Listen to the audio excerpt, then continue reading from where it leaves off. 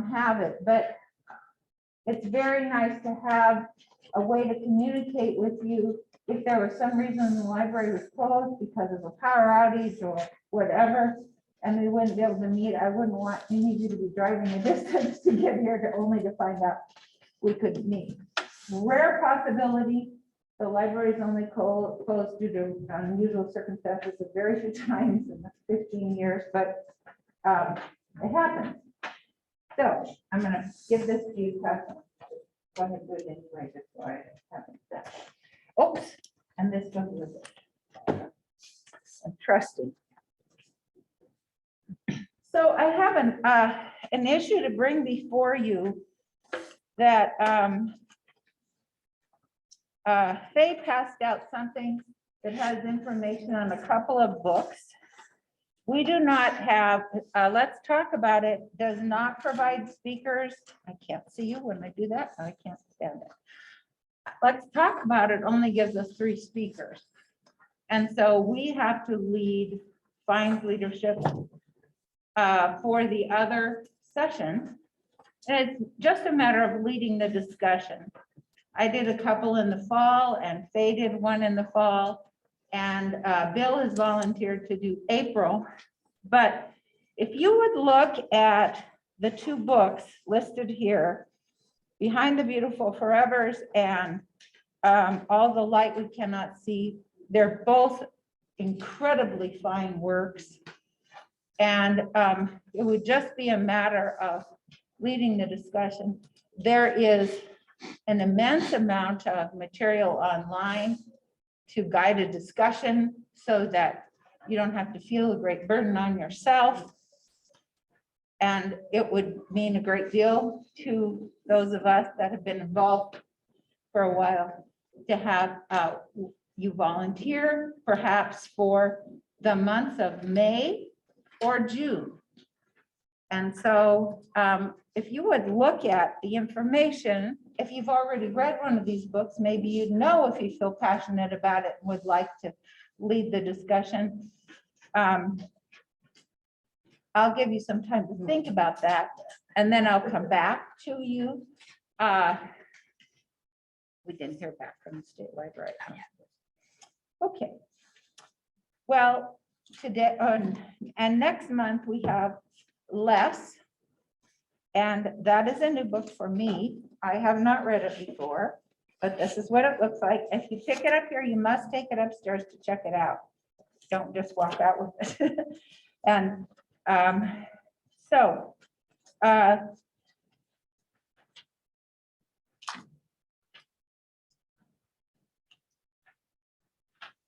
just a wee bit about it. An adventure about a failed novelist. Les is turning 50. You can read that little bit of information. It was inside your Colson Whitehead book. So if you want to be, if you're interested in coming next month and being a part of that discussion, we would absolutely love to have you. So Less is for March, and Beloved will be our selection for April. And then we have a couple of choices for May and June. We just need volunteers to be willing to lead that. So today we have our friend, and I really say this because Paula Coomer has been coming to lead discussions through the Let's Talk About It program and has even done a few outside of Let's Talk About It. She is just a delightful scholar and friend to our Pageturners program. She's a poet and writer of fiction. She likes to write about food and health and is very passionate about food and health. Our discussion of seeds and what was the other one you did that was kind of about health? Was there another one? I thought there was. Triumph of Seeds. Triumph of Seeds. Anyway, if you've never read Triumph of Seeds, I highly recommend it. Such a wonderful book. Anyway, today she lives in Garfield, Washington. Garfield, and I'm reading it with my glasses. I can take these off. It's Garfield. I know Garfield. Where she coaches writers and organizes and facilitates Clearwater Writers, a retreat program on the wild and scenic Clearwater River near Syringa, Idaho. Her collection of short stories, Somebody Should Have Scolded the Girl, was released in September 2019 from Fox Press. And she's also written Jagged Edge of Sky, Dove Creek, Summer of Government Cheese, Nurses Who Love English, and Blue Moon Vegetarian, among others. So she is incredibly talented lady, and we are so glad to have her to lead us in this passionate book. I don't know how else to describe it briefly. It's every direction of emotion, is it not? Every direction. Is there anyone that has a hankering, a hankering to lead the discussion of one of these two books? Yes. Although I cannot see. And which month would you prefer? May or June? Probably June. Okay. All right. So, okay.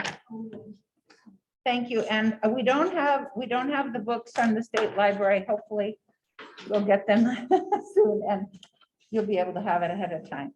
So Catherine Boo's book, I read this book quite a while ago. It must have been not too long after it came out, and Behind the Beautiful Forevers. It's an important book, I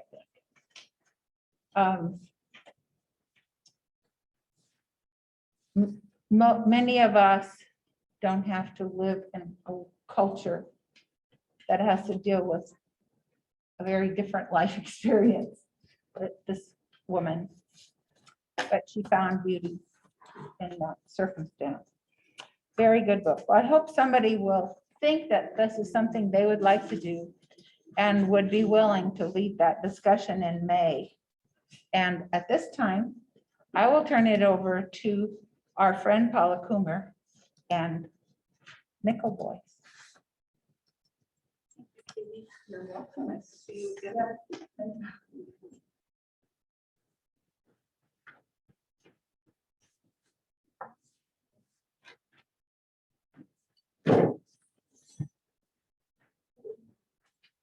You're such a wonderful. No, wherever you would like to be, I brought you a chair just in case you wanted to sit. Yeah.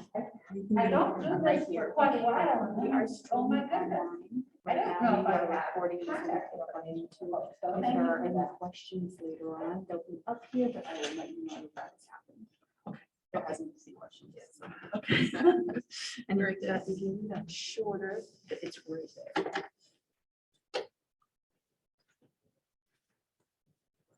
Yeah, once you get that. Yeah. I'll stand for a while. We'll see. I'll try to get one. All right. Good morning. Oh my gosh. This is Could be a little lower too, Paula. Yeah. Yeah, once you get up there. I'll stand for a while. Okay. I've been sitting in the car, so. Yes. This is such an auspicious day. I haven't been in a room in front of a room of people since 2020. So lots of Zooms.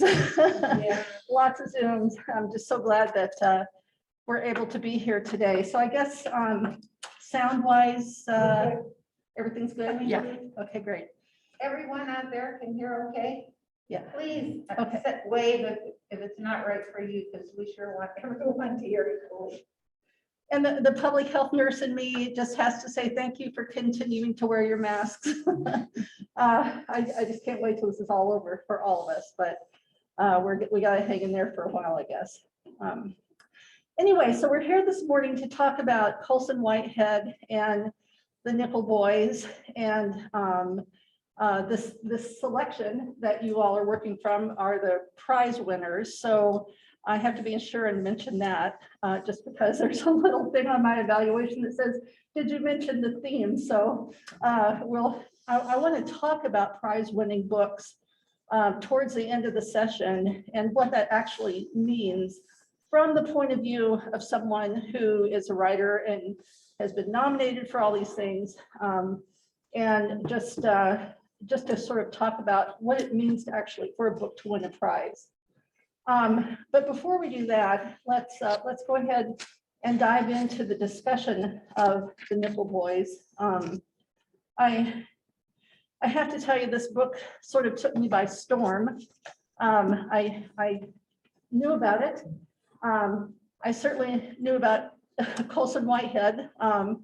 He's one of our best writers in the US, but it's kind of personal too, because when Underground Railroad won the Pulitzer, my novel Jagged Edge of the Sky was nominated that year, which had absolutely no possibility, coming from a small press, had no possibility of being looked at seriously, but it always made me feel really close to Colson Whitehead because we were nominated the same year. And of course, Underground Railroad won, and then Nipple Boys won a while later. So we have a lot to be thankful for, that we have him in our midst. He's a terrific novelist.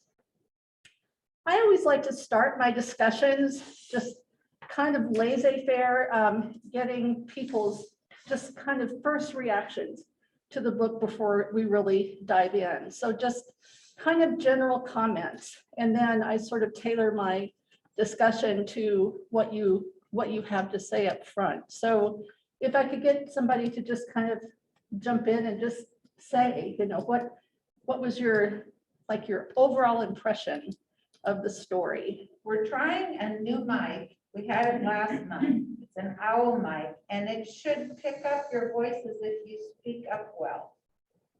And JD monitors how the sound is coming through. And we also have vision up here, so you can, anyone online could see the discussion as well. So, and invite you that you could join online if you know, if something happened and you couldn't get here, you could do it this way and you could see what's going on. And it took us a while to get these mics and be able to get it set up in this way, especially for what would work during COVID. And so bear with us if you don't feel satisfied with the results, and give us lots of feedback. Okay, now back to Paula. Okay, so first impressions, just sort of general statements about the story. Well, I thought, I hadn't read the Underground Railroad. And when this came up here, I thought, oh, I'll read that one instead. And after I finished it, I found it very depressing. I think we know that these kinds of things have happened. I mean, it is, you know, part of our history. I just thought, I don't really think I want to read the Underground Railroad, because it, you know, it really grabs you. I thought it was really depressing. It was just such a bummer. You know? So I decided I didn't want to read the Underground Railroad, just because I'm guessing it's going to be of a similar nature. Okay. Yeah. All right, good, yes. This book enticed me to read because in 1980, on a federal branch, as a school psychologist, I was asked to do IQ tests on boys and girls to determine whether or not they would qualify for special ed. And it was a scary kind of a situation, but I was daring. And I wanted to know if 1980 and way back when I could do a comparison. That's what enticed me to read the book. And I've had some great experiences with young people. And I must say that the ones that I encountered face to face, even though I was told not to look like a woman, smell like a woman, no jewelry, just a safety switch on my belt if I needed it, because it was 1-to-1. And they were wonderful gentlemen and women, and they were incarcerated, and they were not being called a reform school, but this was under the state. Was this Idaho or someplace else? No, it was in Idaho. Yeah. The big C, California. Oh, the Big C, okay, okay. Okay, great, thank you for sharing that. Anybody else? Well, I had the same experience. I'm glad you brought I'm that up. sorry, I can't hear you. I had the same experience. I'm glad you brought that up. Personally, in the 80s in Ohio, I substituted in a locked unit of boys in English. And I had the same experience, but with your book, I didn't find it depressing at all. I just found it enlarging in my own capacity because in the 80s and 90s, I read a lot of books written by all kinds of people, immigrants, Black or brown, Asian, and so this just enlarged what I already had experienced. I was kind of surprised we got Pulitzer because he's attempting to take something that actually happened and create fiction. And so for me, the characters did not become as alive in that sense. It's very hard to do that, I think, to pull that off. But Okay. I'm glad I read it. I mean, I appreciate this Okay, great. intelligence and So you worked in a similar situation where you worked with incarcerated kids? yes. Okay, great. Yes, ma'am. This was a very difficult book for me to read. But it had some references to things in my youth. I had an experience in the South when I was 18, and I've lived in New York City and suburbs. So it was, there were a number of things that I found interesting. Very good. Yes, sir. I attempted to read Underground Railroad, and it was too painful to read. I only got about 2-3 chapters. And so this book was recommended to me by the same author.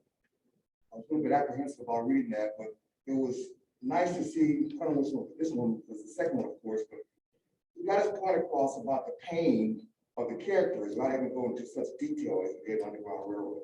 Underground Railroad was difficult, and you actually had to figure yourself pulling back, saying, wow, I couldn't even imagine going through that. This one, you could tell that the treatment of the characters was painful. I didn't want to much detail, but you still felt it when you saw the description of the first beating that the character got. You knew how intense it was, but you didn't go into detail that made you want to turn away and actually feel for the characters. So I liked how it kind of lightened this touch on this one. So I'm anxious to go back now and see how the rest of Underground Railroad reads. This was a lot easier to read for me. And I could go through this one pretty quickly. You know, you got the characters developed early on, so you wanted to see how they want to end up, because he developed a sensitivity to this character, knowing he was a good person. It's how he was going to end up, made you want to keep reading. So this one had a lot better feel, and the folklore was a lot better for me. Okay, great. Thank you. Yes, Kate. Well, I read this book a while back, and I read it because I had read Underground Railroad, and I have a degree in history and a degree in English, and so, you know, I want to know, I want to be in the midst of all of that, and I appreciate the difficulty of facing the circumstance in both of these books and in our history. It's really tough. And an interesting question is, how do you write in a way that will take people that really don't have any idea how horrible things could be for a part of our population without repelling them to the point that they will learn about what we have been and still are in many ways. My son-in-law is an English professor at West Point, a non-military English professor, and he has done quite a few presentations to Pageturners in the summertime when he comes to visit, and volunteers with the prison system of the state of New York, and has taught Shakespeare and great works, and had incredible discussions and wonderful opportunities. The state of New York prison system has an opportunity for incarcerated people to get a college degree. And so he participated in that program as a volunteer professor. So they got credit, but he didn't get paid, and he loved doing it, and he still does it when it works in his schedule that he can.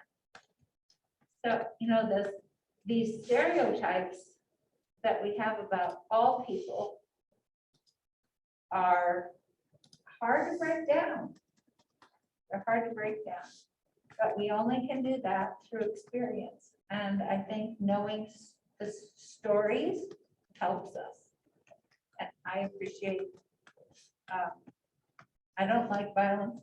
I don't want to hear about violence. I walk out of violent movies if they're violent. I think it's too awful. I don't want to be there, but I want to be informed and educated. So I can do it in a book better, and I can do it in firsthand experience. We lived in Virginia, where I was told I couldn't associate with Black people.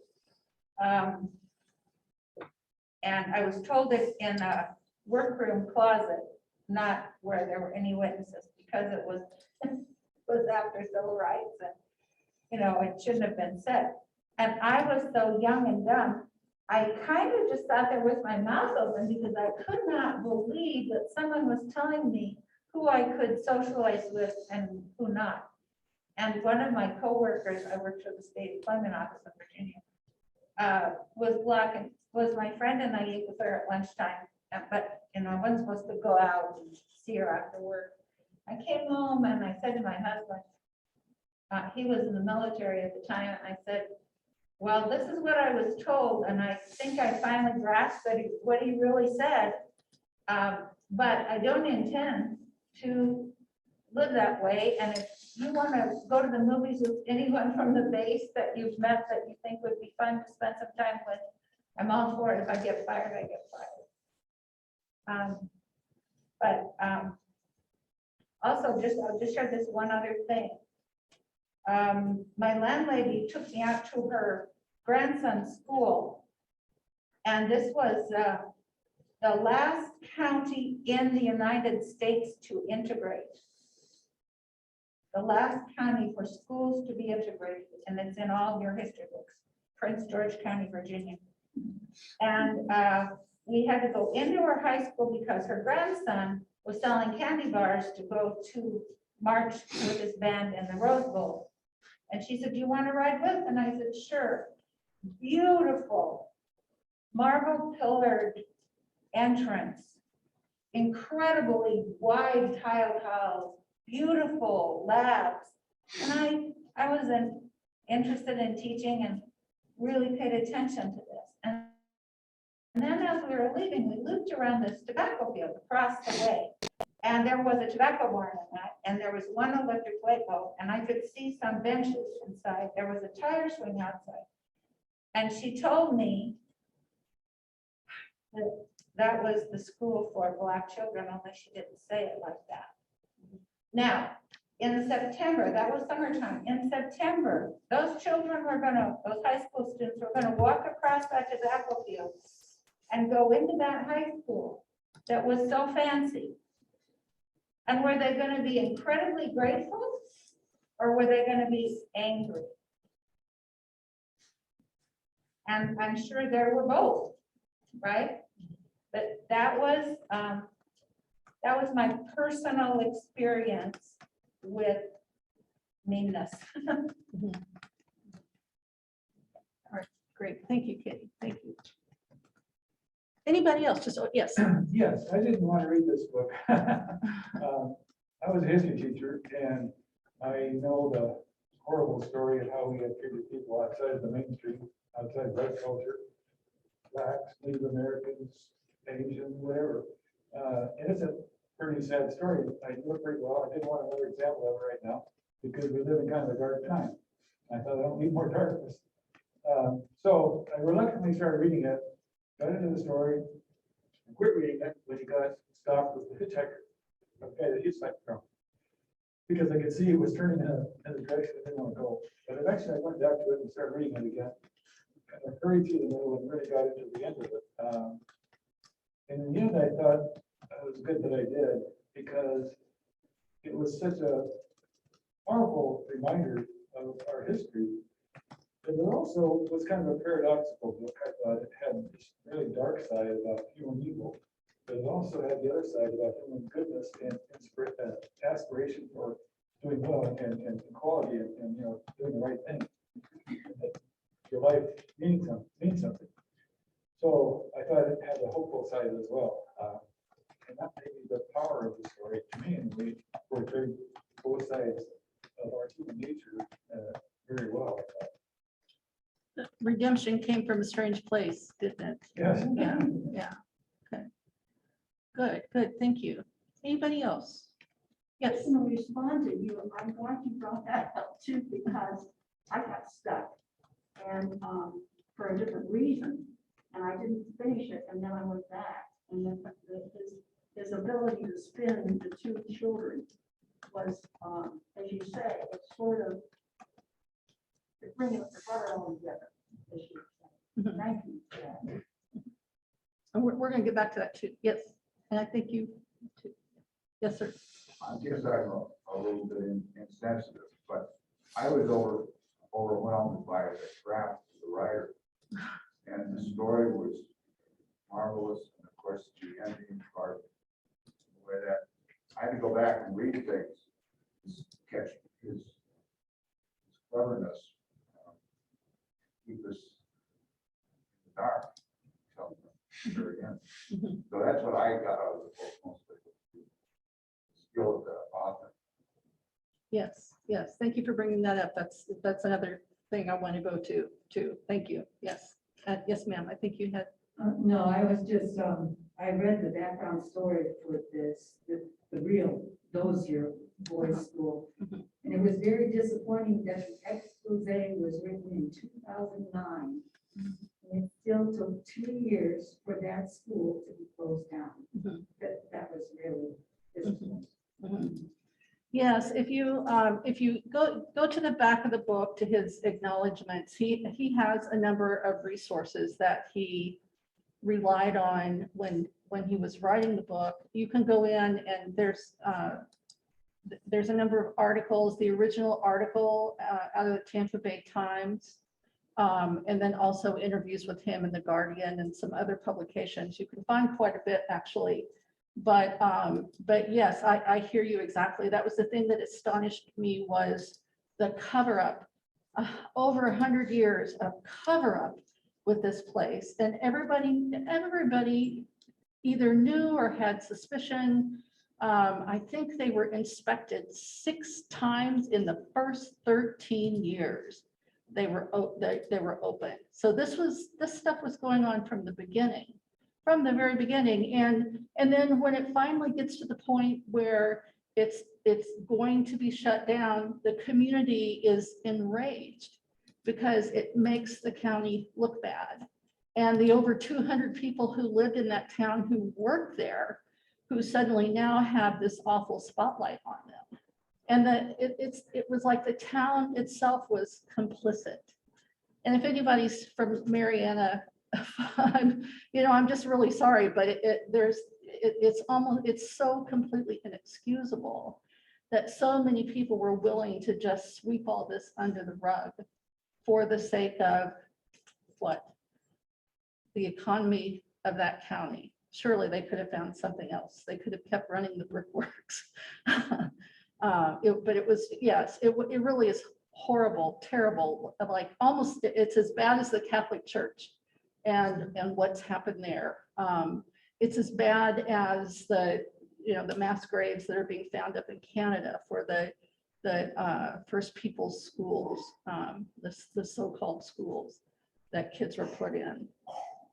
But let's kind of get back to the original story. And I think this is it's for me personally, it's kind of an interesting intersection, because I just had to read a book that I was asked to endorse. It's coming out next year. It's called Cashdown's Folly, which is about the settling of the Palouse region in Washington.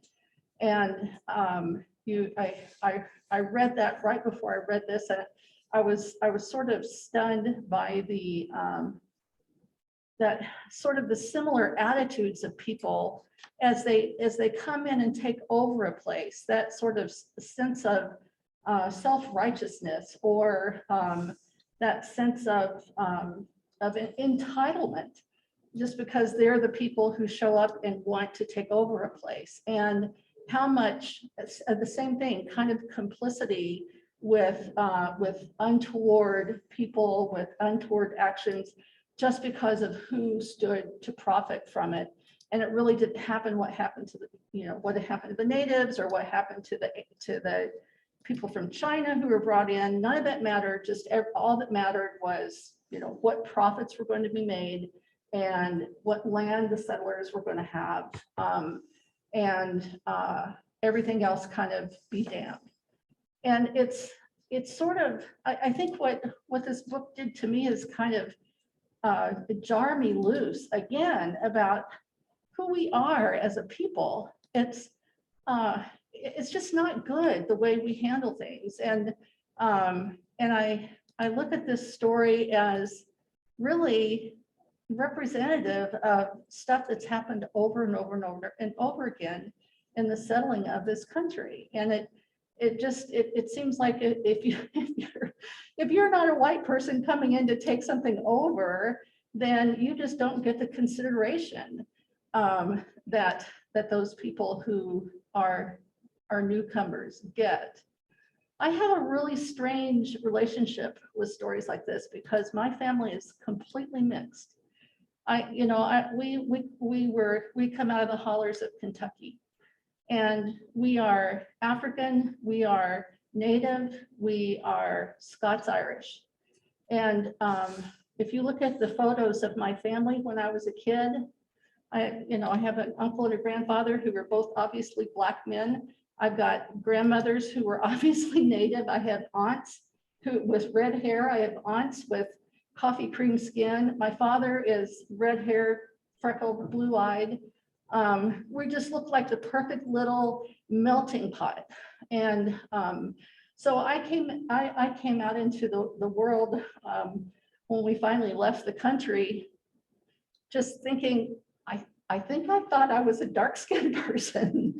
I just didn't recognize myself as belonging to the mainstream race. And this is something I still struggle with in my writing, is that, I don't have any internal identity when it comes to skin color. And because my community was, clearly made up of a whole bunch of different kinds of people. It's interesting with all the terrible things that have happened in the last few years, George Floyd and Ahmaud Arbery, and this sort of endless list of people who've lost their lives to police brutality, and trying to talk about what that feels like to somebody like me. And one of my Native friends, I think she finally got tired of me talking about stuff. And she just said, if you want to be Rachel Dolezal, go ahead. And I'm like, no, that's not what I'm talking about. I'm just talking about how weird it feels to feel one way inside and have this family that is one way and then look a different way to the rest of the world. But I finally came back around to it's all still racism if you're thinking about yourself in terms of your skin color, no matter what that color is. If that's the way you're thinking about yourself, then you yourself are committing a level of racism. And so the book, the story, I want to talk first about his handling of the story, and then talk a little more about the Dozier School for Boys. A couple of people have mentioned this, how we sort of got taken down this road a little ways with Elwood. And I don't know about you all, but I was rooting for him. I loved him. I wanted him out of there. I just wanted to reach down in that story and pick that boy up and get him out of that place. I wanted to pick them all up and get them out of there.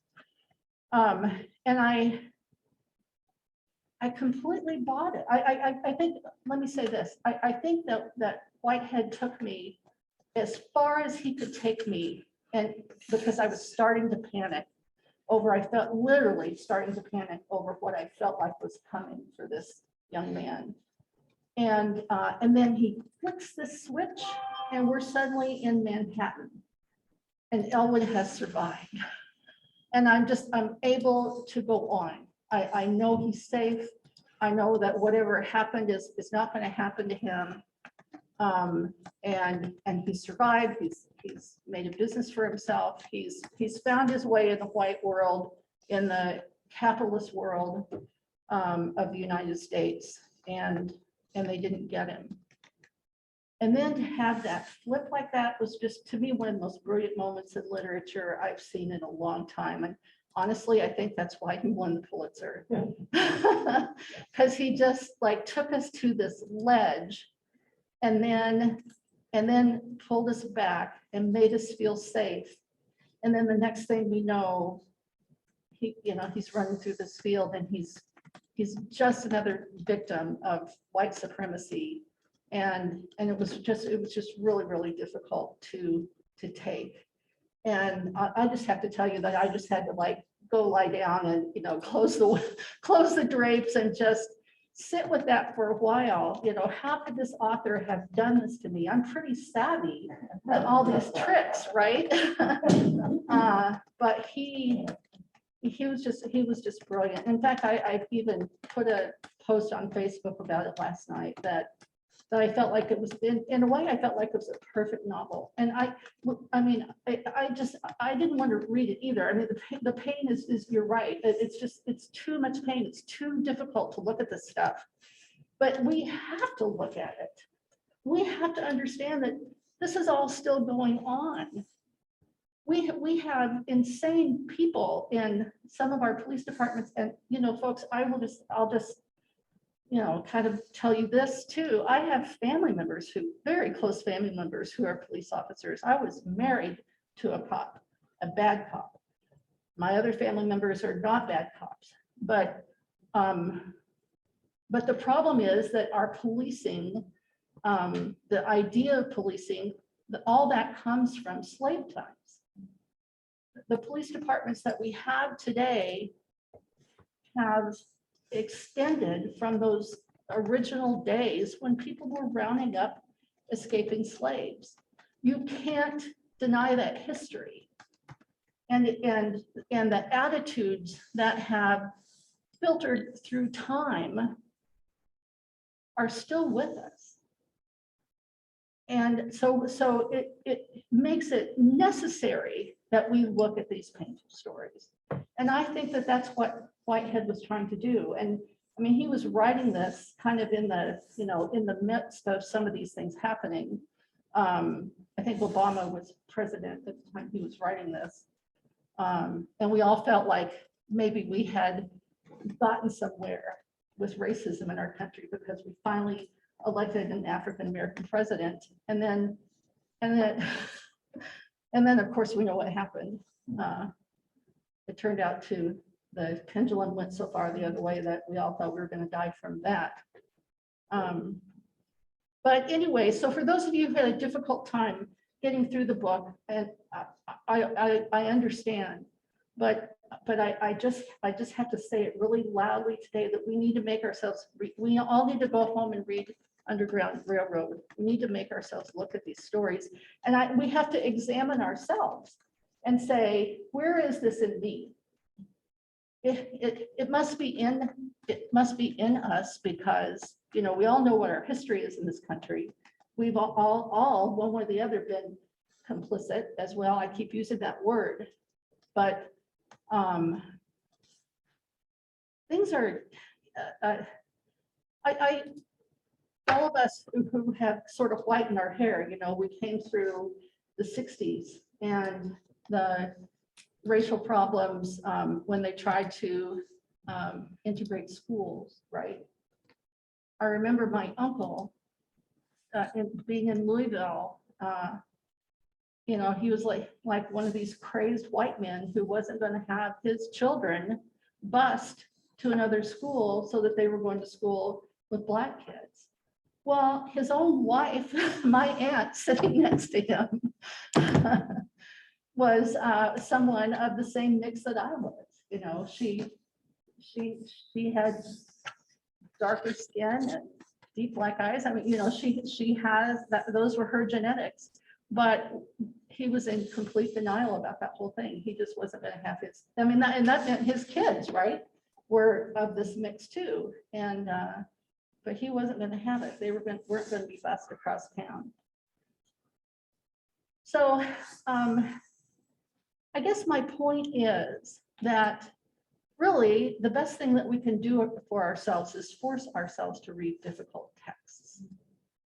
And even when we get to the point where, as I was on Monday, feeling like I can't stand this anymore. I can't stand this feeling that Elwood is going to be beaten again, or that he's going to end up, you know, shackled to the trees out back. I can't stand that feeling. Even when we get to those points, we have to keep going and make ourselves look at it in the face so that we can look at it in our own selves and trying to understand, you know, what about me is racist?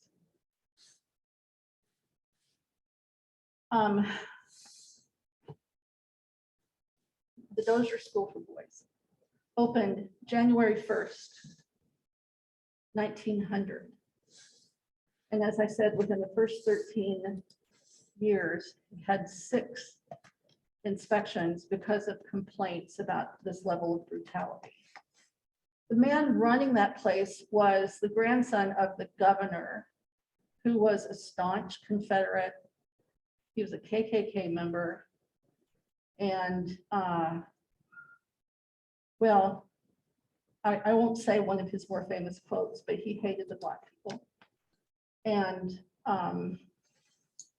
he was absolutely okay having his grandson, who had the same attitudes, serving as superintendent of that school.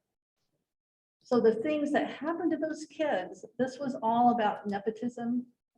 This is all about good old boy stuff. And this was about a people who couldn't let go of the fact that they lost the freaking Civil War. So it's ugly. It's ugly. And the government of that state covered it up. The county covered it up. And these boys were allowed to suffer.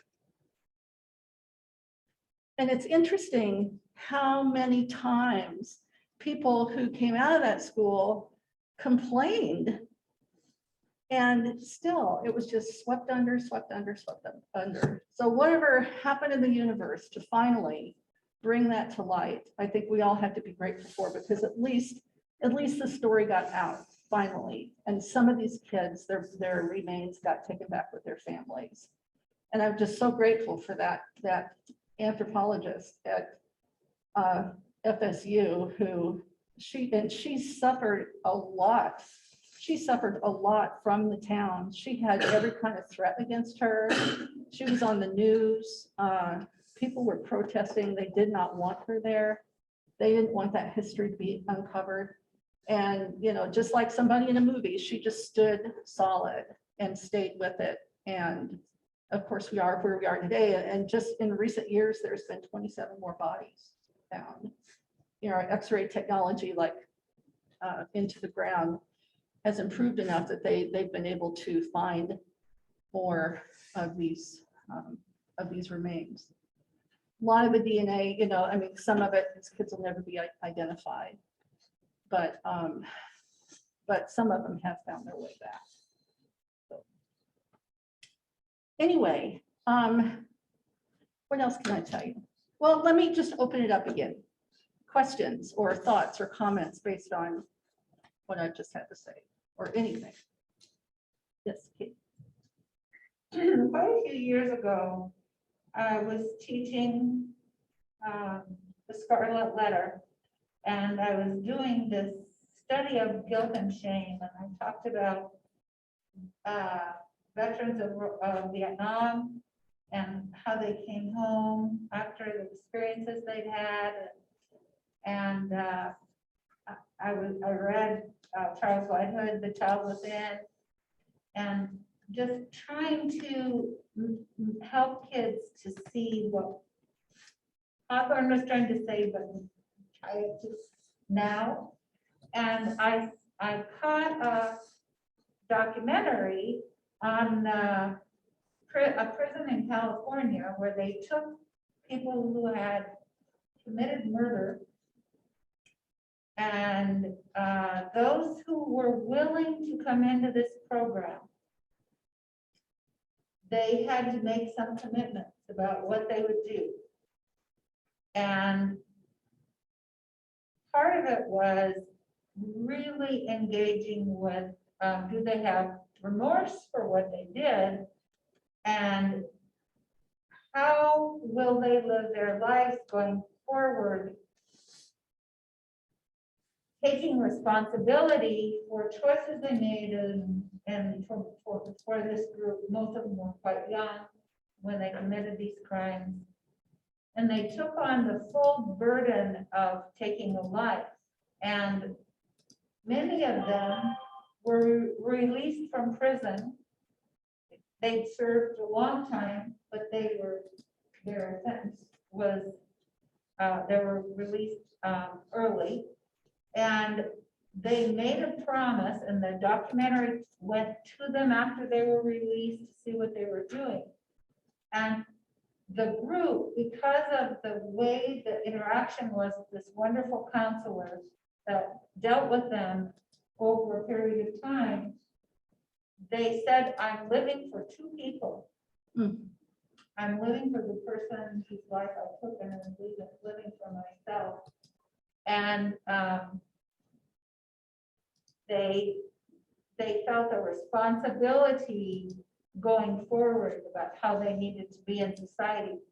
And of course, through the counseling, this wonderful counselor helped them to realize that if they went back into the same cultural environment of violence or drugs or whatever, they could be sucked back into that. So they chose paths that took them away from their old habits, and so they could, to help them have success going forward.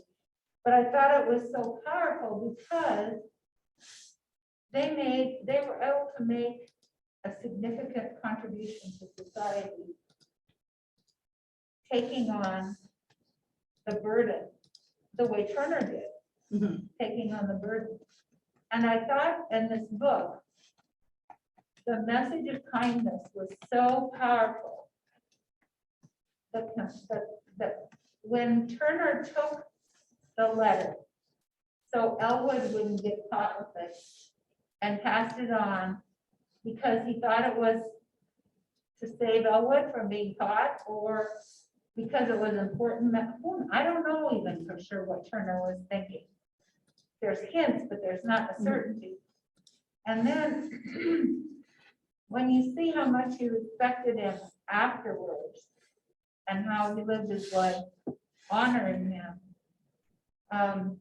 and his kindness, even though he was killed in that field, he didn't die the brutal death that he would have died in the chains against the tree.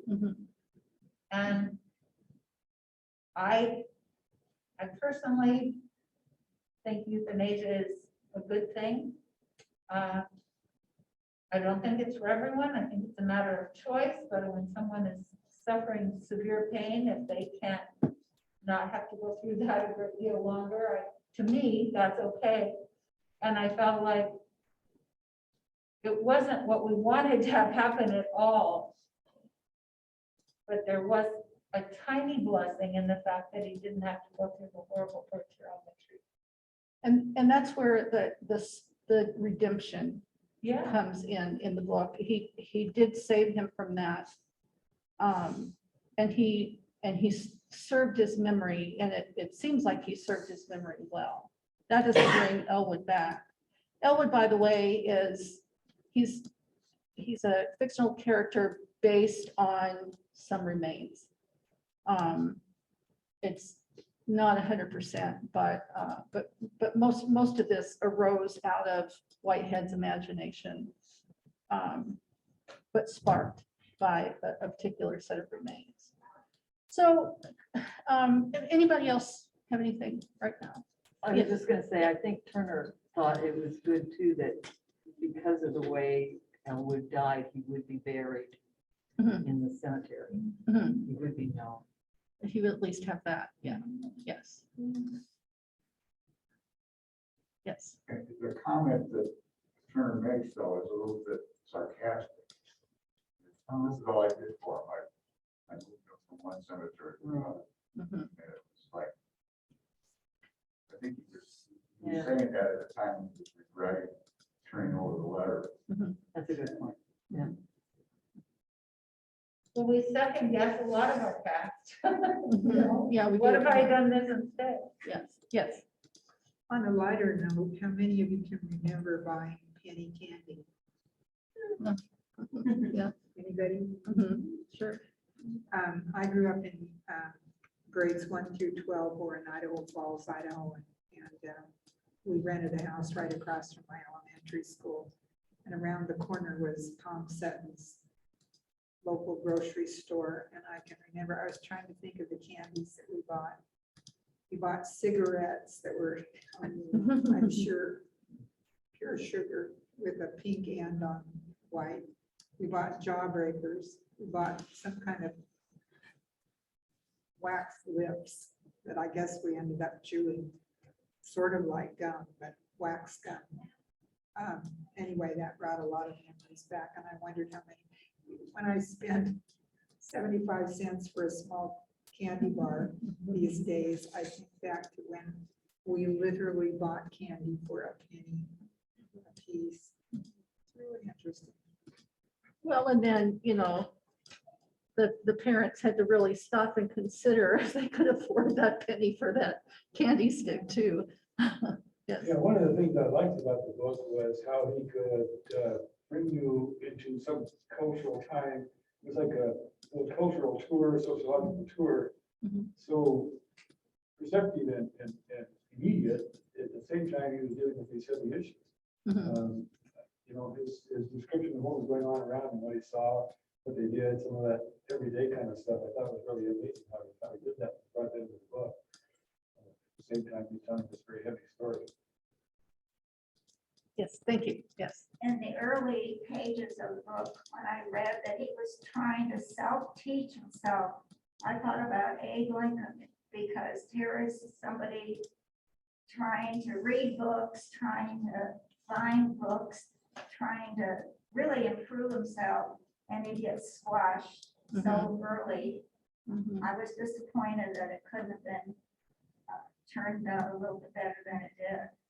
Well, and then the language that he endured because he was trying to improve himself, the attitudes that he endured because he was trying to move beyond his original station. Yeah, and another form of abuse. Yes. I also just want to bring up racism. I'm a northern girl. I was born in Minnesota, lived in Idaho, Washington, New York, right across the top. When I was 18, I went down to the south, and I think that's the first time I hit colored water fountains and colored white bathrooms. And I was so astounded that was there, although I'm sure that we had racism in Washington. But I just was not aware of it. And in these recent days, when we've sort of all been examining how we felt about things, I've looked at what people consider to be racist, and I'm thinking, I never thought I was a racist, but my gosh, there's a whole lot more things out there that are identifiable as racism than I'd even thought about. It's kind of a shock to my system, I think. The microaggressions, the things that we don't even realize are racist. Yeah. Um, And then the we had Ku Klux Klans out in Vancouver, Washington, and Portland, Oregon. Big time Just here. Florida. Yes, yes. It was in Coeur d'Alene in, my dad was born in 1914 and he was Catholic. He lived in a houseboat on the lake. And the clan was here and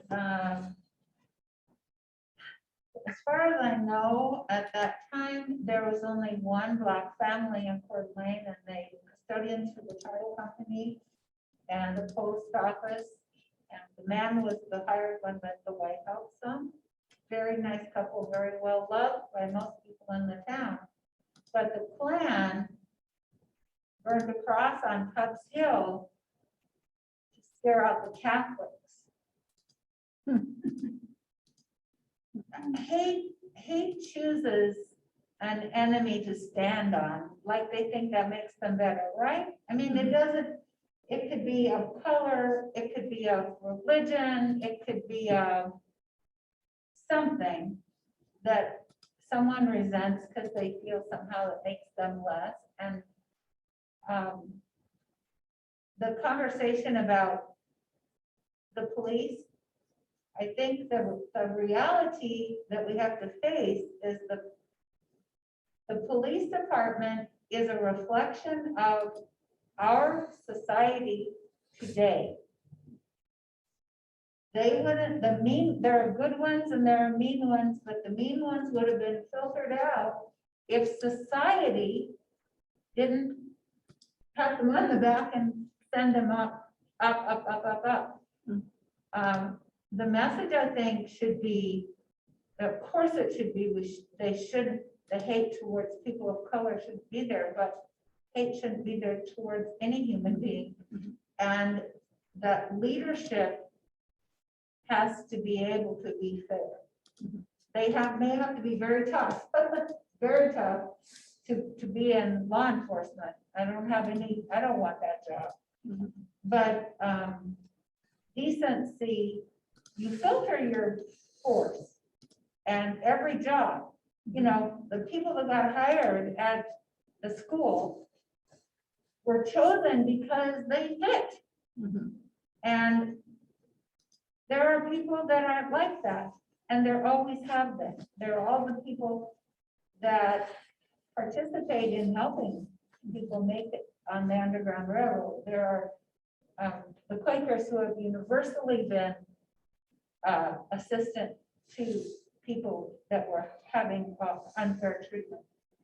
And it's just, we need to be recognizing we choose our leadership. So we have a chance to choose the people that will be fair. Well, I'm so glad that you bring that up, because the thing about police departments, I think that a lot of people don't recognize is that it's a manifestation of that community. There's no such thing as like, it's not the national police, right? I mean, ICE is a different, that's kind of a different, another subject, but our police departments, they are made up of individual people, and those police departments are under the auspices of the city councils, and whatever government that particular town happens to have. And so it seems to me that we need to like get back to the really basics of like psychological screenings and and looking more deeply at the backgrounds of these people before they're even hired, and then understanding the stressors of the job. Maybe they need to be reevaluated every so often, and maybe they do need to be held accountable. There shouldn't be this, I can't think of the name of it, where just because they're cops and they make a decision, they can't be punished. It's some kind of an immunity. But I mean, we shouldn't even have that. Doctors and nurses, if they commit malpractice, they're out of here, right? I mean, I feel like our police department should be the same. And my son and I have had just incredible conversations about this very subject, that it comes down to the practices of that town, that community, that precinct.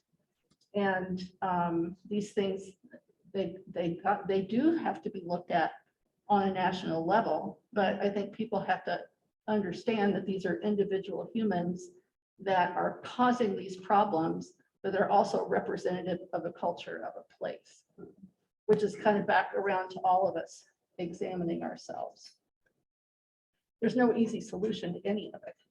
And, you know, we're talking about hundreds of years now of history that's still playing itself out, and still, you know, the evidence of it is still being put in front of us.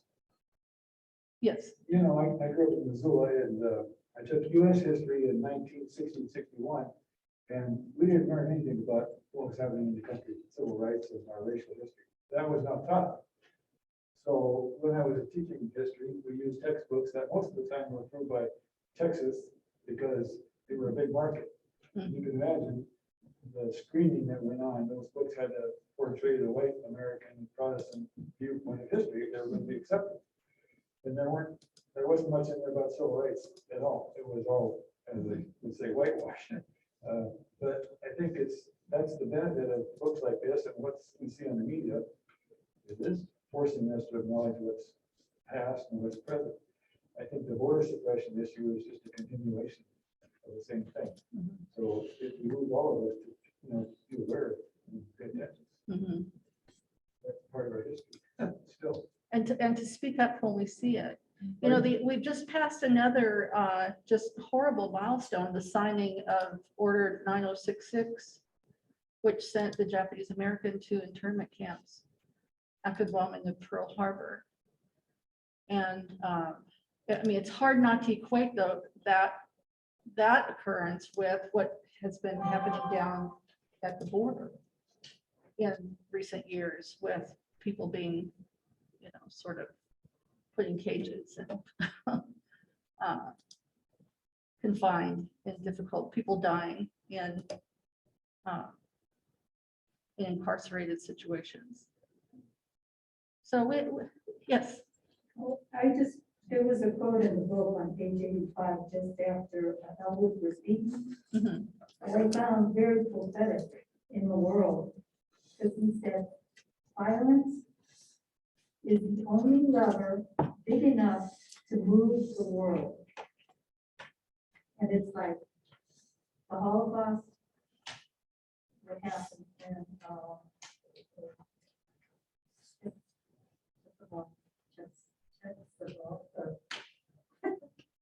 in Czech countries, Poland, Russia, during the Crusades. It's like man's history is violent. That's it. Yeah. And it's true. We only look at things after the violence of them has been brought to our attention. Yes. But you know, it was one of the key words that inspired COVID to change. So there's that element also. I guess the question is, was it his message or the way that he was killed that brought the change?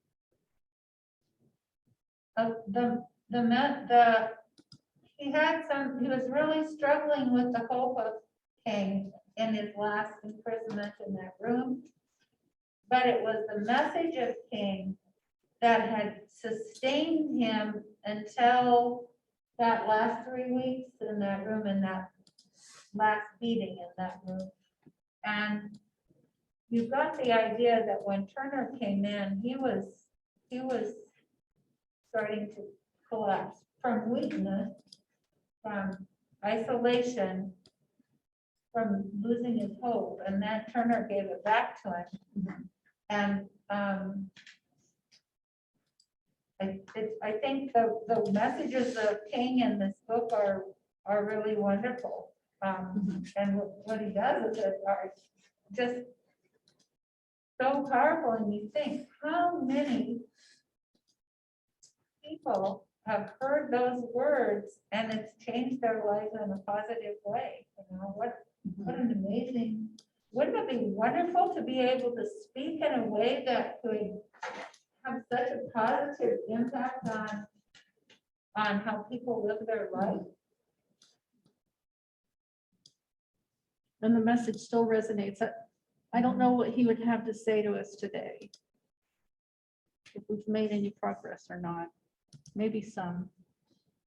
But I don't think he would be satisfied. No. So I just, a couple other things real quick I want to point out, and then I just have a couple of things to say about Whitehead too. But I think it's important to note that in March of 2014, the government of Florida did authorize $7,500 per burial for families who wanted to move the remains of their family member for a proper burial. 2017, the state apologized. I guess that's something, right? Doesn't seem like quite enough. But interestingly enough, that the school arose out of a Jim Crow situation in 1887, where a 16-year-old boy had been sentenced to a convict labor camp and then was leased out to white landowners to work for them basically as a slave. And he was beaten by the owner of the property and killed. And so the fear over that is how this school came to be. And then, of course, you know what happened after that. So it's kind of a just sort of weird that they were trying to fix one problem and then created this whole other one, again, having to do with just the sort of wrongful placement of that particular superintendent. But I mean, it wasn't just that one superintendent, but he's kind of the one who set the tone. Yes. Do you happen to know, with respect to Dozer, the proportion of white boys to black boys? Oh goodness, I have those numbers. I do know that it was about 2 to 1 in terms of the burials. So two black bodies to 1. Oh no, I'm sorry, 3 times. 3 times as many black students died and or were killed as white. Well, buried there. Yeah. Because there could have been a similar proportion, but the white boys were taken because of their wealth and buried somewhere else. Yes. I noticed Turner makes the comment that the website was by the white boys getting together. And then he said nobody was speaking black. Mhm. So the school was created, the juvenile prison was created for all juveniles. Right, and in the beginning, there were girls there too, as young as 6 years old, and kept in leg irons. They in some of those early inspections, they found little girls who were, of course, being raped, but at the age of 6 in leg irons and being forced into labor. So it was ugly. As a follow-up to Bill's question, do you actually know the population of the reformatory as far as whites to blacks in the school, not just the deaths, but the actual population? The actual population, let's see.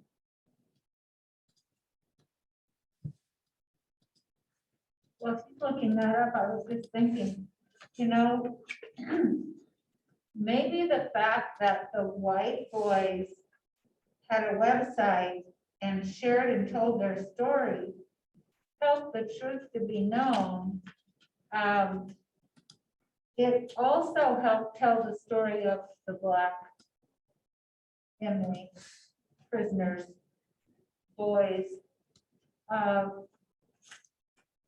And maybe it wouldn't have even been heard as broadly if it had been from a black website. It's a reflection, so Mark Twain was so clever in his humor, how he dealt with very difficult subjects, but if he hadn't used that humor, humor. He would never have had people reading his book.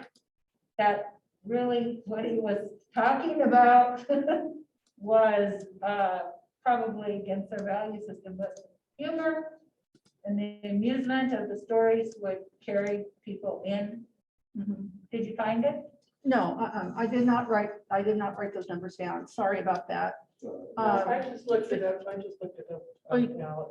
It says that the residential facility was for 104 boys from the age of 13 to 21. That was at one point, but there, Right, yeah. Right. Yeah, Just, I mean, it sounds like they could accommodate approximately 100. Yeah. It doesn't break out the demographic. Well, it doesn't Okay. Yeah. here, but But a follow-up to that comment about the websites, difficult to go into just a website where you don't have many survivors that are Black to begin with. Right, And then Yeah. also probably was fear of retaliation if you did present something. That's Yeah. continual fear. Yeah. Which we didn't know was going to come. Same way when he resisted putting that letter out there. You know, you do that thinking, am I putting myself in harm's way? Right. Which is why Turner was hesitant about even turning the letter in. Yeah. It was like a no-win situation, really, as it turned out. And that he lived in fear. Until the end of the book, he's saying how he's always living in fear.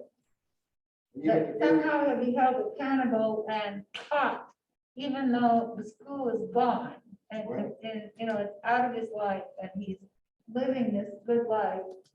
He thinks, and he has a birth certificate, fake as it is, but, you know, he has this fear because he was the underdog, he was the caught one. And his mindset could change. Just think about any child that suffers terrible abuse, when they get in a safe environment, their mind is still in the abuse. Right. And it's more universal than this situation.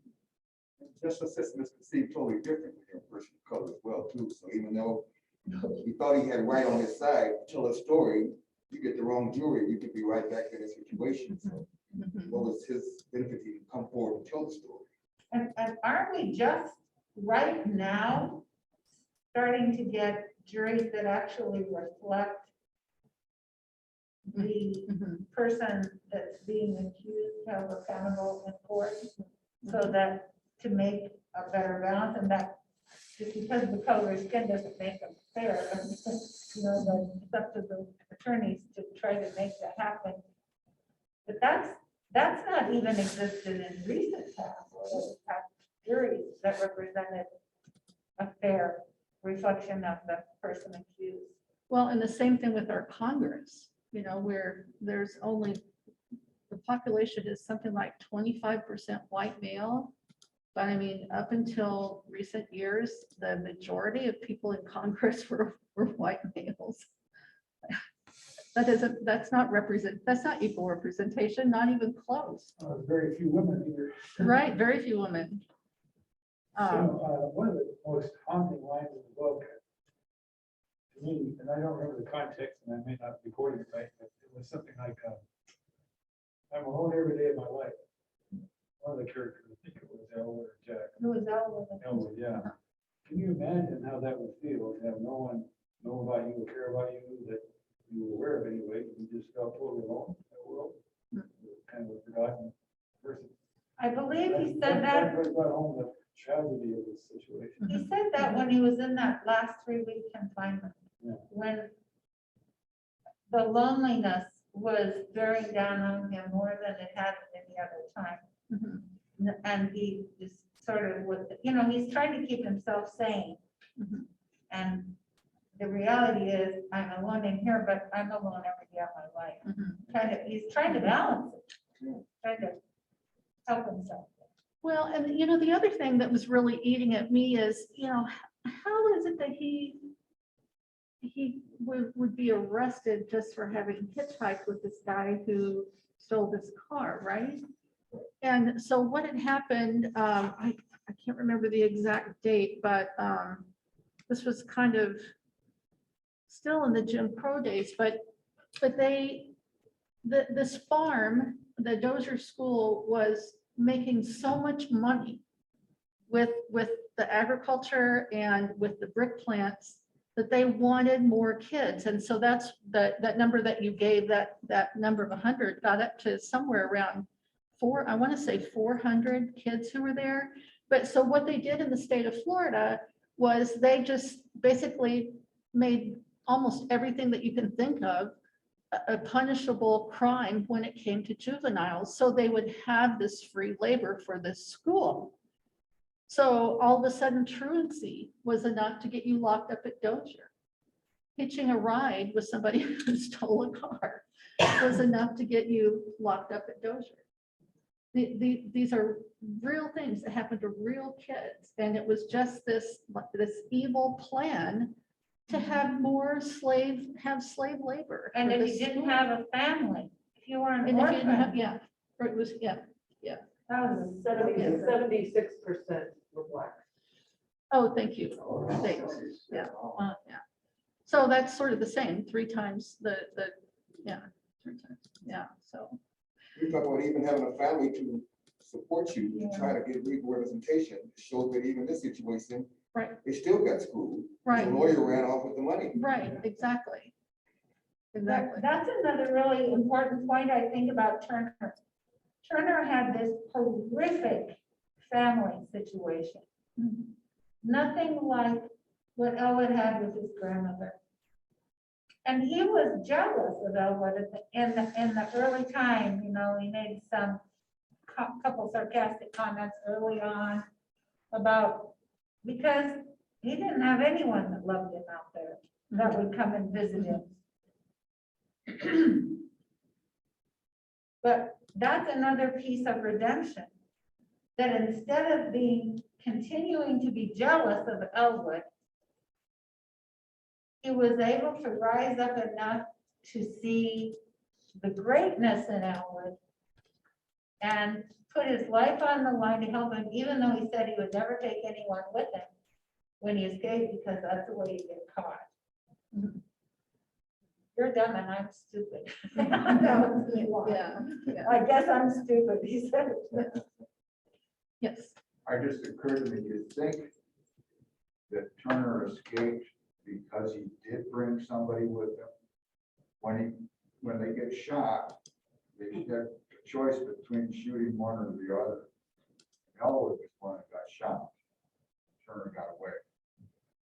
I just thought of that when you were talking about it, that maybe it was ironic that Turner not doing what he said he was going to do. Right. But the other thing that it was incredibly ironic, but that Elwood wasn't innocent in so many ways, you know, all the hope he had. He thought he could give that letter to someone and they wouldn't be like the minds of the people at the school, and I'm going, you know, it's gonna be, what's gonna happen? But Turner was a dodger and a scammer in the world. That's because that's how he survived. He was a street kid. So the fact that he knew to dodge and weave, I don't think Elwood knew to dodge. Yeah. And I don't know that Elwood ever went hunting or fired a gun or learned anything about how that would be. That's not racing through his mind. He's thinking, I've got to run. And if he followed a track, he was a perfect target, you know. He stayed in the line. Yes. Then that's a paradox to me, as I listen to everybody trying to figure out my own reaction to this book. And that the question is, why did Whitehead use nonviolence, Martin Luther King, versus the quote about the violence? The violence historically is pushed accurate when you think of Gandhi then. And so the real question is Whitehead asking another question beyond the book itself. What does Martin Luther King use nonviolence? And it's powerful, willing to stand up to the blows and die for it. Because it completely stops the violent idea that we all have. So that's, I think, I'm left with that question. What was the purpose behind this story? Mhm. The larger, What was the ultimate statement yes, that yes, he was trying to make? yes. Anybody? Well, I would just say about Martin Luther King that he preached nonviolence, but he knew that violence against their movement would help them. And that was the risk he had to take. It was the violence against the nonviolence seen on television and around the world that made that work. So violence plays a role in it. It moves people. A little bit like George said, was it when he was it his murder that brought the change? Yes. Yeah. We should would have Martin Luther King there. If anybody's interested, PBS right now is showing the documentary on John Lewis, which I watched last night. It's really wonderful. You might, check your PBS station. It's well done. And in Dubious Battle by Steinbeck, this union organizer, who's a pretty corrupt guy, but the suffering of the non-unionized fruit pickers in America was desperate need of organization and some help to have decency. But what he says is there has to be bloodshed to get people to unite. Horrible thing. But that kind of tips back to what Faye was saying about seeing the violence without a response to the violence, without anyone doing anything to provoke it, did move people and change did come. One of the things I had trouble with in the book, I thought it was fascinating the way Whitehead uses Martin Luther King's words and how the effect that has on this young man. He's quite serious about it, and he knows this record. He has memorized almost. He knows these words and they're playing in his head. But the part of the Martin Luther King, and I wish I had marked my book and could go to it, but there's some passages in there from King where he talks about loving the enemy. And it seems to me that there was nothing in this book that would make it easy for you to love the enemy in that book. And I'm wondering if that is there as a contrast in some way. Well, I don't think there's anything easy about loving anybody's enemy. Right. Yeah. I mean, There's a, oh, sorry. I agree. I just said, I don't think there's anything easy about loving one's enemy. And that idea isn't really embraced in the book. It's there in Martin Luther King's words. But the impossibility of that in his situation, of what it would mean. It just was a conflict there that I really couldn't resolve. I wasn't quite sure where Whitehead was going with that. Well, loving doesn't mean you accept injustice. It's moving. I think it's easiest to understand with your kids who sometimes do such infuriating and upsetting things, and you are so angry with them for what they've chosen to do, but you still love them. There is the ability to go back into that child, it's your child, and see their decency and humanity, and you love that person that's there.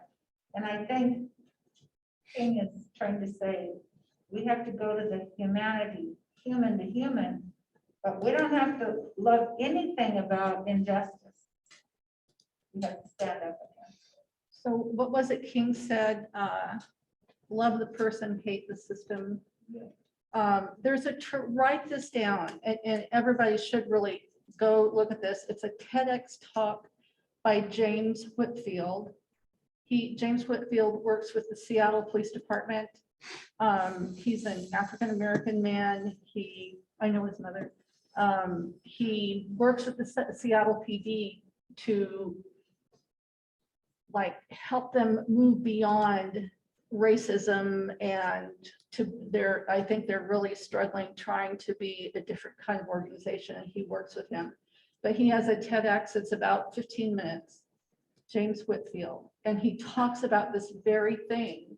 He says, I have to be able to sit down at a table next to a white supremacist and allow myself to feel love for that person as much as I hate what they stand for, as difficult as that is for me personally. But until I can do that, then I'm as bad as the white supremacist. This is basically the gist of what he said. But anyway, his TED Talk was incredibly moving and speaks to this exact thing. And if I were really smart, I would have had things geared up so that we could watch it today. But I just, his mom just sent it to me here last week, and I just didn't even think until this very moment to connect it to what we were talking about today. So sorry about that, but it's well worth your time. And speaking of time, I don't know how we're doing. We're good. We're good. Okay. So while I want to talk about Whitehead a little bit, because he may be one of the hardest authors I've ever run across in terms of trying to really find stuff about his personal life.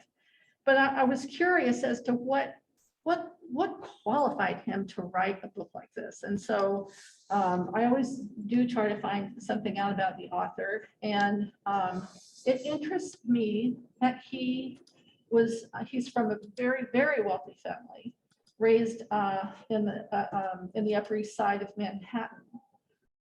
And he and his 3 siblings all went to very expensive private schools. He himself went to Harvard. And so I was kind of taken aback by that. I don't know. I thought he just must have been, raised almost any place else but the Upper East Side. So I just kept digging until I found some interviews, and I thought there had to be some place that he talked about racism in his own life, and I finally found it in a recorded interview. I want to say it was out of The Guardian, and he and his siblings walking to school in their suits and their black ties, which was the required uniform at their prep school, and people stopping and asking them if they were the children of diplomats from Africa, because they couldn't conceive that these young Black children were Americans in these little suits. They must be from somewhere else. I thought that was stunning. And then I started thinking, well, prep school, boys' school. I mean, I could almost see where maybe he overlaid that experience, sort of the constraints of a school system like that. He might have felt some commonality. But he just said, it doesn't matter how wealthy you are, you're still going to be, he's like, I've been pulled over and suspected of stuff by the cops. My father was. It doesn't matter if you're a Black man, and something's going down, you're going to be the first person to look at. This That was reminds me almost a of, quote. this reminds me of a book I read, I don't remember how many years ago we read it, George. Whistling Vivaldi. Great book by a Black professor who whistled Vivaldi when he walked down the street to keep himself safe. Oh, wow. Yeah, and I mean, it's a fabulous book. Yeah. Whistling What does that mean? Whistling? Vivaldi, the musician, Okay. In other words, by whistling classical music of history, it'll relax people on the streets and they won't be as afraid of you. And I'm sure we have con artists today who would use that as a way to get close to people, but Well, didn't Coeur d'Alene try that, like typing in classical music to keep kids from loitering downtown or something? Was that Coeur d'Alene? So Jen was doing that. maybe it was, I don't remember that. Yeah. I don't know what I think about that, actually. I happen to love classical music. I never saw this in a book before, but on one of the early pages, there's a read where he does public, he does speaking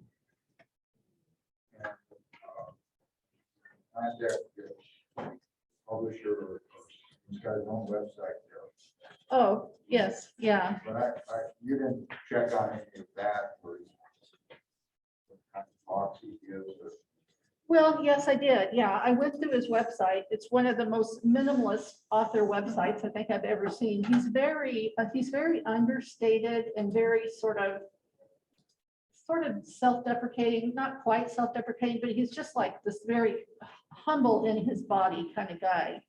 And his website reflects that. It does not look like the famous author website at all. He's just sort of like, oh, I'll be here, I'll be there, blah, blah, blah. And he has a list going back to 2017 of all the different places.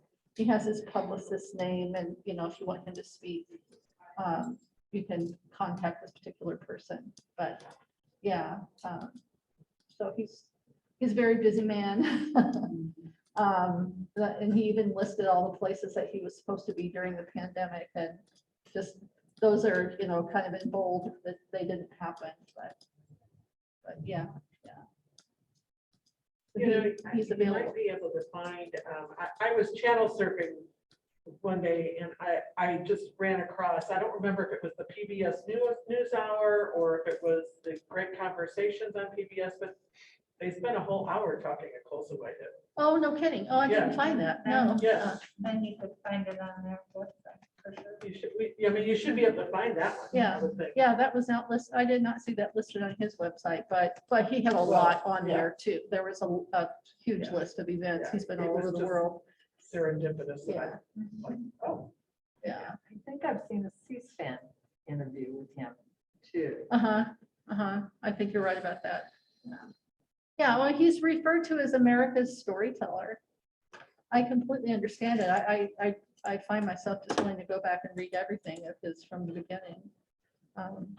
Yes. Well, you used the word storyteller, and I was just thinking that we know that stories can move us more in statistics and fact because they engage us.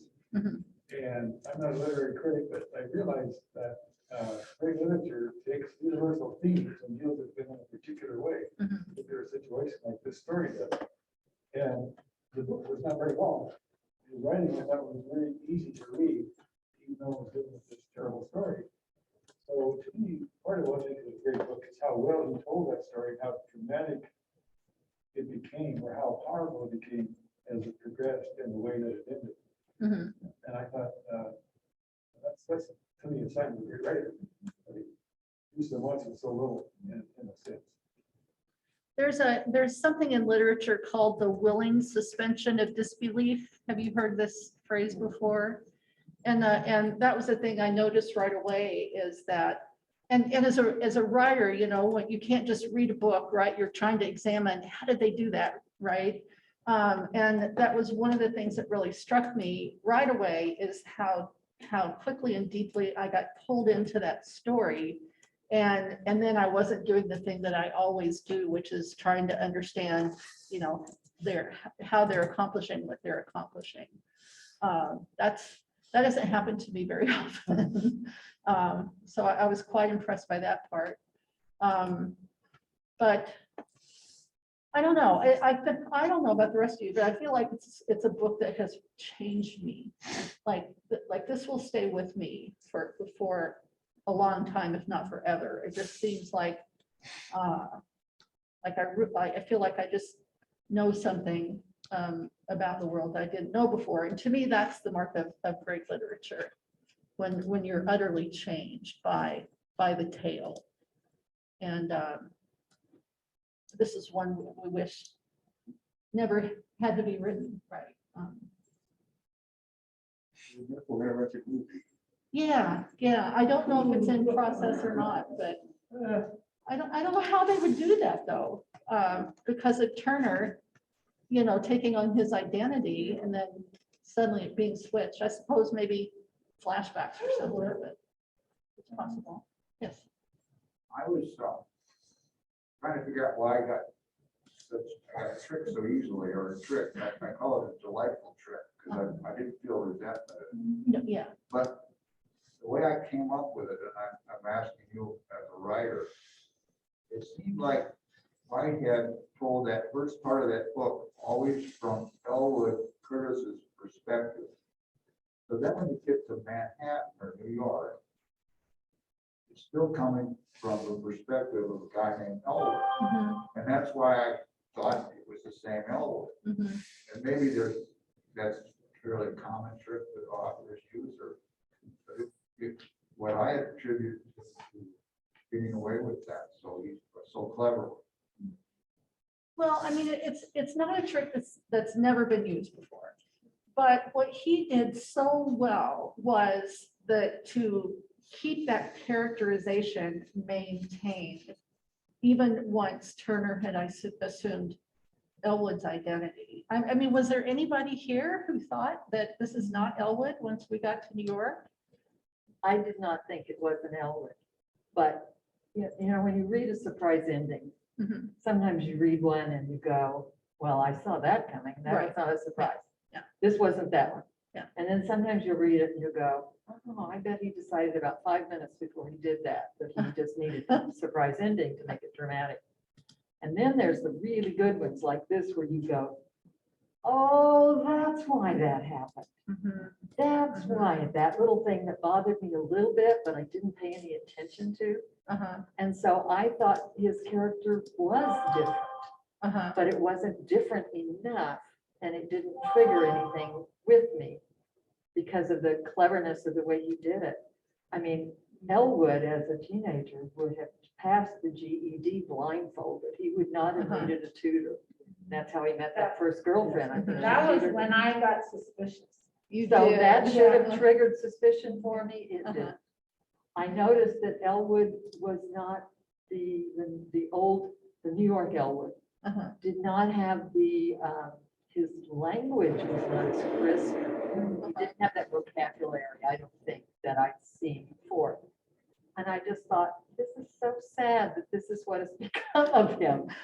And he didn't have the ambition because that old Elwood would have been reading books and he would have been talking about ideas. And so what I sense by having this surprise ending is that sense of a loss, a diminished life that might have been, which even though it's a trick and it's Jack Turner, or Jack, what's his last Turner instead, it still is, I mean, we've lost Elwood, but we've lost him in a different, literally lost him. And I saw it as the loss of potential, which is what is so horrible about Nickel. All that potential, just destroyed or diminished, but not totally, because Jack became something. He became something he wasn't headed toward when he went toward Nichols. He has survived it and strived and gone on. But there were all those things that bothered me, but I didn't focus on them, but I could go back and look at them. We call it foreshadowing, which always drove my students crazy. And like, you mean I was supposed to know when I saw that? It's really misnamed because that kind of foreshadowing prepares the readers to accept that, yes, this is a legitimate ending. It makes sense. The clues were there all along. You go back to the beginning of the book. I just was struck when I reread the first chapter. We were told that in New York City, there lived a nickel boy who went by the name Elwood Curtis. Then we start section 3 when we're in New York City, and it begins with the question, Elwood, question mark. Somebody's just seen him and is calling his name. But there were these little subtle things all along that prepared us, but they didn't make me guess. Yeah, they didn't, me either. And I thought the time in solitary had broken him. And I thought that he'd grown up. And so just his mind was different. He hadn't stayed with his studies. He'd given up on some of the things that he cared about. That's.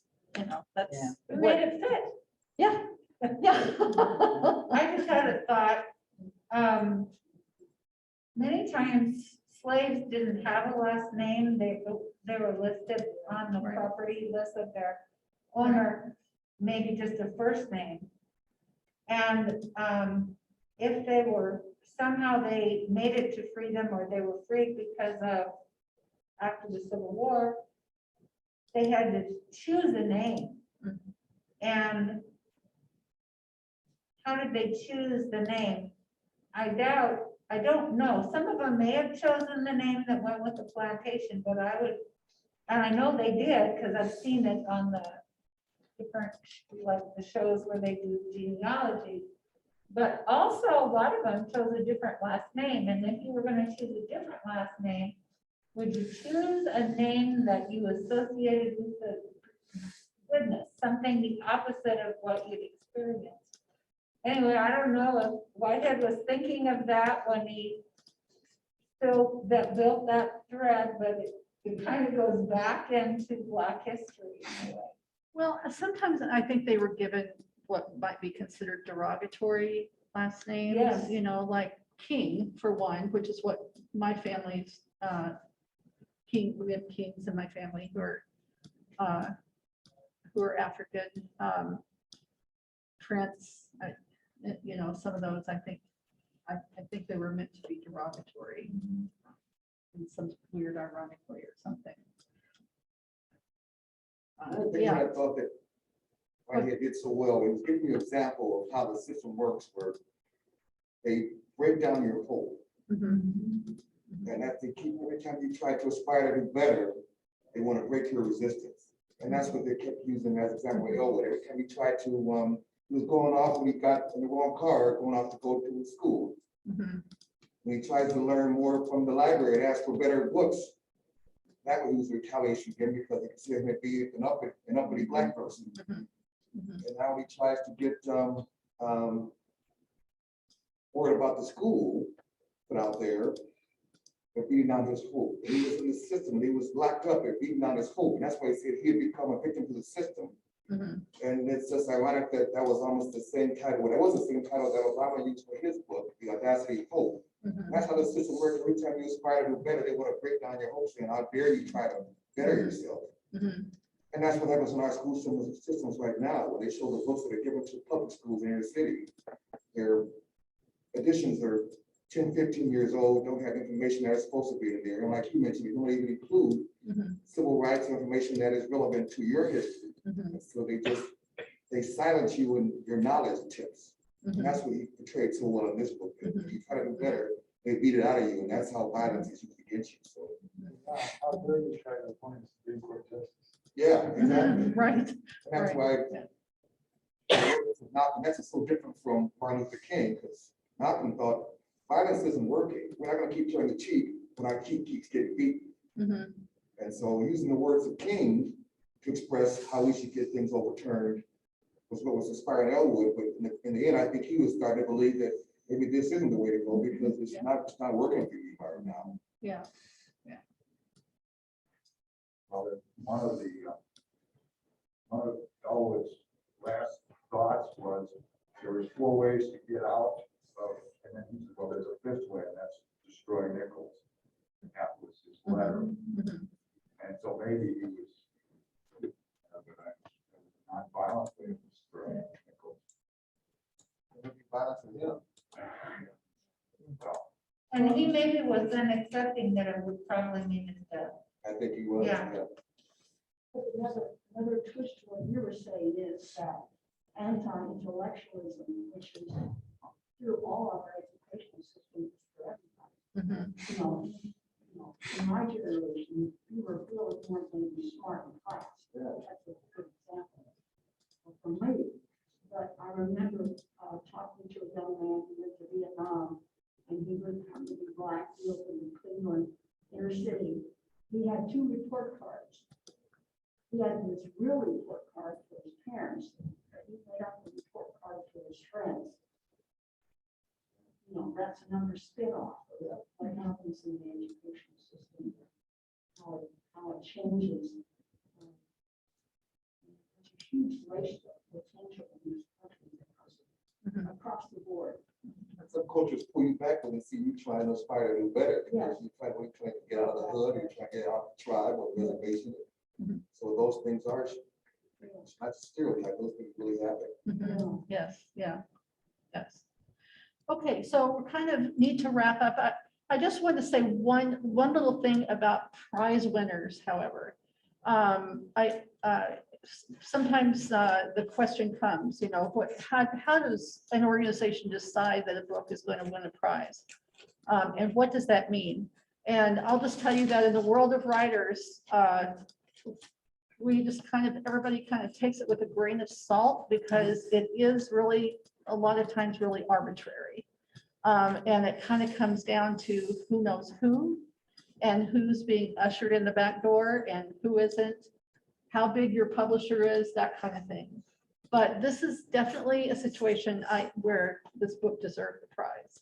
And this is one of our finer authors of our era.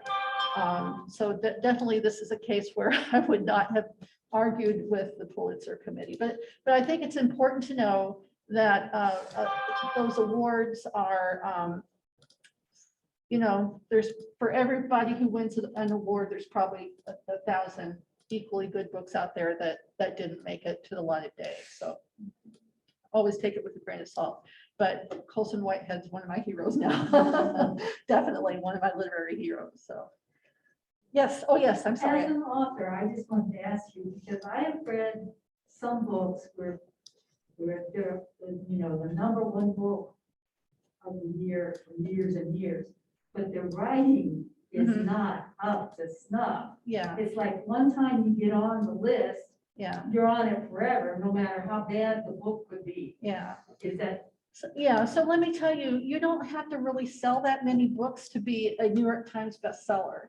I mean, you really only have to sell a few thousand books.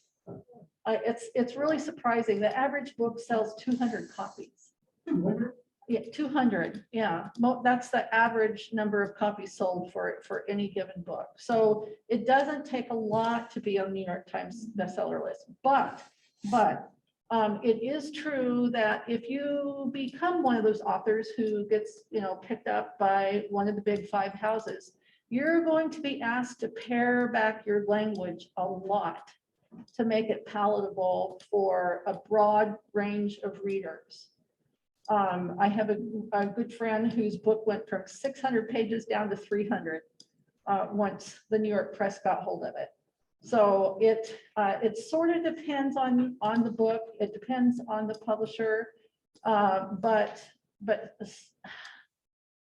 sometimes it's not sometimes. This is like a much longer conversation, but like let's say you get picked up by Random House. I think that's who published Colson. That publisher is going to pay a lot of money to make sure that your books are in bookstores right up front. So it depends on the investment of the press. And the small presses where a lot of the cutting edge stuff comes out of course, they don't have the money to do that. So like everything else in our country, it's kind of a rigged system. We have the big 5 publishers, 4 of whom, and these are all out of New York, 4 of those are owned by the same German conglomerate. So really, Germany is deciding what's going to be front and center in your bookstores, interestingly enough. Now, some of these, none of us are going to argue about, but yes, definitely, we've all read those books that you wonder, how the heck did this ever make it to the New York Times bestseller list? And how is it at #1, you know, blah, blah, blah. And it's just, it's kind of a weird, very unfair system. And all the people who are out there being published by the small presses just kind of, you know, throw up their hands and say, oh, well, and load up their books in their car and go off to another book signing. So This group, by its very nature, likes to read books that challenge them and makes them think. And you found your way here because you felt like that was a good fit for that kind of reading. But there's another kind of reading, and it's a perfectly wonderful kind of reading. And it's called plot-driven novels. Mhm, And yes. there is a time when maybe your life has been in a deep, dark well of unpleasantness, that you just want to read a story and be entertained, kind of like watching a movie or a TV show. You just want to go in and escape. And on the New York Times bestseller list, you will always see the plot, James Patterson. Mhm. You will see the authors that there is a place for them and it's okay that they're there. But they're not going to be books that we would choose for this group because this group kind of wants something they can dig into a little bit more. Yeah, But that's not to say there's anything wrong Right. with what we would call lighter literature. yes. It has its place, a good place. Yes, exactly. You know, mysteries, detective stories, we all love those. I just, one little plug, I think you all know that Let's Talk About It sort of completely revamped itself last year. I have to give a plug for the form and fluidity theme because I actually am the one who did that one. So if you want challenging books, that's where the really challenging ones are because these are all books where the author plays with form. So it's sort of completely unpredictable compared to what you're probably used to seeing. But anyway, thank you all so very much. What a fabulous discussion today. Grateful to all of you who came out in the very cold weather. Thank you for skating up here. If you've got a little time, I do have some feedback forms for the Idaho Commission for Libraries, is the program that gave us a book. They're over there, so you have a little time, you could fill one of those out for me. And did anyone think they might like to leave the discussion on Beyond the Beautiful forever? Don't have to do a lot of talking, you can ask the question. Think everyone else talk. If you want to think about it, you get a phone number from one of us. If you Yeah, wanted to right. talk to us If about you're it. puzzling over the possibility.